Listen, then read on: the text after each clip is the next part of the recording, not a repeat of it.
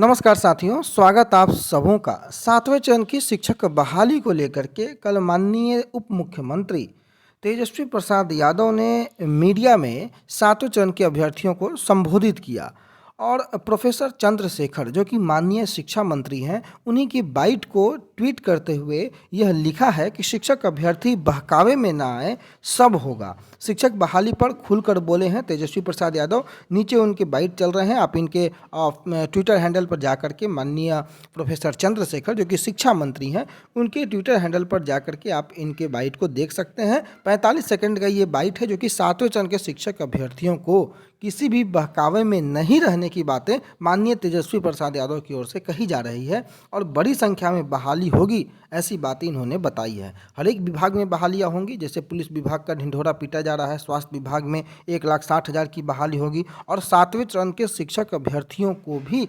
Specially माननीय उप मुख्यमंत्री तेजस्वी प्रसाद यादव ने एक बार पुनः आश्वासन ही दिया है कि धैर्य रखें, जल्दी होगा। तो इनके जो धैर्य रखने वाले और सब्र करने वाली जो बातें हैं, अब अभ्यर्थी उससे त्रस्त हो चुके हैं। होता कुछ नहीं है, लेकिन अधिकारी और नेतागण जो हैं वो धैर्य रखने की बात करते हैं। हम लोग 2-3 महत्वपूर्ण और मुद्दे पर बात करेंगे। सबसे पहला मुद्दा आज के जो समय में होगा वो एस्टेट 2023 का होगा और नियमावली नोटिफिकेशन। तो आप लोग जानते ही हैं कि सातवें चरण के शिक्षक अभ्यर्थियों के लिए सबसे बड़ा जो दिवा स्वप्न एक साबित हो रहा है वो नियमावली और नोटिफिकेशन ही है। सबसे पहले मैं बता दूं कि एसटीईटी को लेकर के जो शेड्यूल निकला था, जो एस्टेट 2023 को लेकर के, वो एक जेन्युइन है और बहुत जल्द ही नोटिफिकेशन भी आपको एस्टेट 2023 की देखने को मिलेगी। और अभी जो खबरें हैं, कल मेरे पास कई फ़ोन कॉल्स भी आए लोगों के जिन्होंने यह जानने का प्रयास किया कि एस्टेट 2023 में कौन कौन से विषयों की परीक्षा होगी। तो फिलहाल जो गवर्नमेंट का मूड है वो कॉमर्स विषय को लेकर के, कॉमर्स यानी कि वाणिज्य विषय को लेकर के वो एसटीईटी की परीक्षा का आयोजन किया जाएगा और उसके लिए नोटिफिकेशन निकलेगा, क्योंकि वाणिज्य विषय को लेकर के पटना हाई कोर्ट का एक आदेश है और वो आदेश आज का ही नहीं है। लगभग साल भर से ज़्यादा का समय बीत जाने के बाद भी गवर्नमेंट ने अब तक नोटिफिकेशन नहीं निकाला है, जबकि वो आदेश था कि 6 महीने के अंतराल में ही आपको नोटिफिकेशन निकाल के परीक्षा लेनी है। तो बिहार सरकार ने पटना हाई कोर्ट के निर्देश के बावजूद भी अब तक नोटिफिकेशन नहीं निकाला है। तो अब कॉमर्स की परीक्षा होगी, ये बात तय है, 2023 में होगी, ये बात तय है।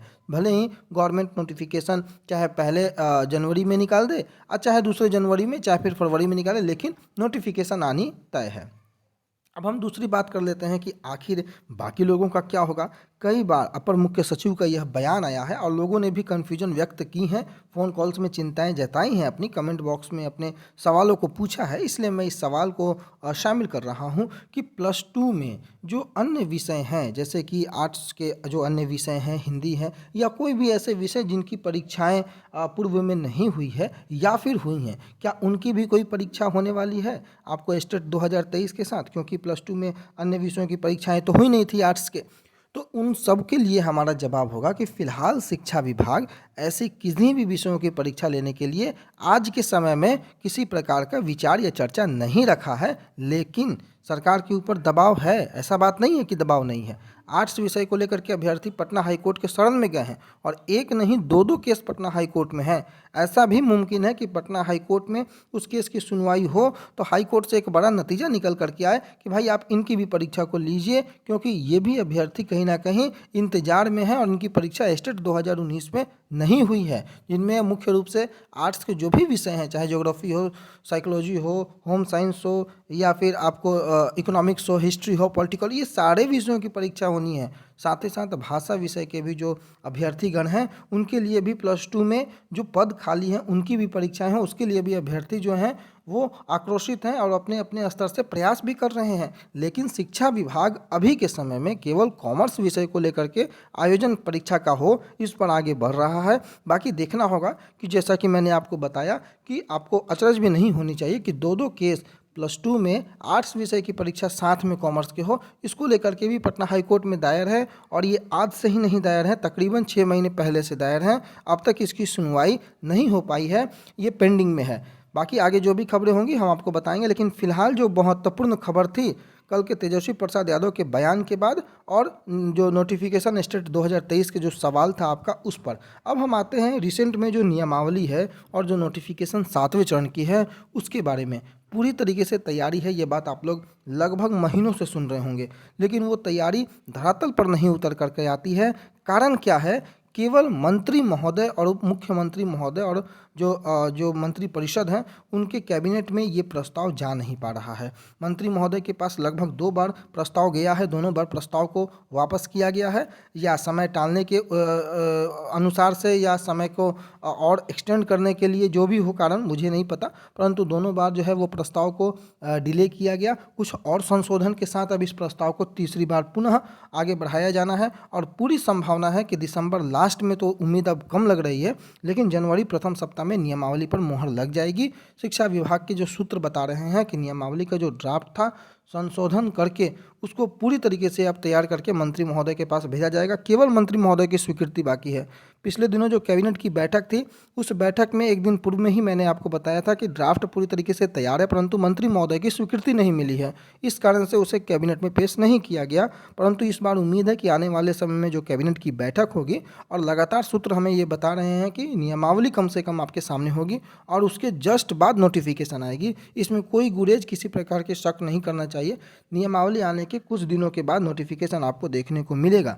वहीं प्राइमरी के अभ्यर्थी जो हैं वो लगातार इस बात पर चिंता जता रहे हैं कि उनके लिए कोई कट ऑफ डेट जारी हो, क्योंकि सीटेट 2022 की परीक्षाएं हो रही हैं और इसके लिए लगातार सचिवालय स्तर पर दबाव बनाया जा रहा है कि कट ऑफ डेट जारी हो। और इसके लिए उन्होंने शिक्षा मंत्री सहित माननीय जो नेता विपक्ष हैं, अभी सुशील कुमार मोदी राज्यसभा के सांसद भी हैं, पूर्व के उप मुख्यमंत्री भी हैं, उन्होंने उनके पास भी अभ्यर्थी पहुंचे इस बात की गुहार लगाते हुए कि भाई एक कट ऑफ डेट प्राइमरी के लिए जारी हो, कि इस कट ऑफ डेट के अंदर ही जितने लोग क्वालिफाई थे वो लोग ही अप्लाई कर सकते हैं। लेकिन इसके पीछे भी एक टेक्निकल पेंच है जो कि मैं आपको आगे बताऊंगा। और देखना होगा कि गवर्नमेंट हालांकि आश्वासन तो देती है कि हाँ, जो भी कैंडिडेट गवर्नमेंट के पास जाता है उसी के अकॉर्डिंग गवर्नमेंट बात भी करती है, चाहे सचिवालय स्तर पर जो अधिकारी हैं वो बात भी करते हैं, परंतु क्या उनके अनुसार कार्य होता हुआ नज़र आता है, यह सबसे बड़ा सवाल है। परंतु अभी तक वो नज़र नहीं आ रहा है। तो देखना होगा। कुल मिलाकर बातें यही है कि दिसंबर का महीना खाली जाने वाला है और जनवरी के महीने में बहुत कुछ उथल पुथल होने की संभावना है। और जो बदलाव की बातें हैं कि बहाली आयोग के माध्यम से होगी और उन आयोग को ये अधिकार होगा कि जिला स्तर पर मेरिट बनाए, जिला स्तर पर लोगों की नियुक्तियाँ करें, जिला संवर्ग बनाकर लोगों की बहाली करें। तो ये बड़ा दिलचस्प होने वाला है इस बार का 7वां चरण का जो बहाली है। और चूंकि 2023 आ गया है, 2024 अब चुनावी माहौल है, 2024 के पहले प्राइमरी, सेकेंडरी और सीनियर सेकेंडरी की बहाली को कंप्लीट एनी हाउ करना है। तो 2023 जो होगा कुल मिलाकर बहाली का साल होगा, ये बात बिल्कुल तय है, इसमें कोई गुरेज नहीं है। क्योंकि 24 के चुनाव में अगर राजनीतिक पार्टियां अपने हाथ को आजमाएंगी, अगर आरजेडी या जेडीयू आगे बढ़ेंगी, तो शिक्षक अभ्यर्थियों को नाराज करके बढ़ना उनके लिए बहुत बड़ा मील का पत्थर साबित होगा और इसके लिए बहाली करना उनकी मजबूरी है। अगर ये 24 में चुनाव ना होकर अगर 25 भी होता, लोकसभा के चुनाव की मैं अगर बात करूँ तो 25 भी जाता, परंतु 24 और 25 दोनों चुनावी साल हैं और इसमें कहीं ना कहीं कोई भी राजनीतिक पार्टी कोई कसर नहीं छोड़ेगी, कोई रिस्क नहीं लेना चाहेगी। इस कारण से 2023 जो है वो आपकी बहाली का वर्ष होने वाला है। जो कुछ भी होगा वो पूरी तरीके से स्पष्ट हो जाएगा। फिलहाल के लिए इतना ही। आपका बहुत बहुत धन्यवाद।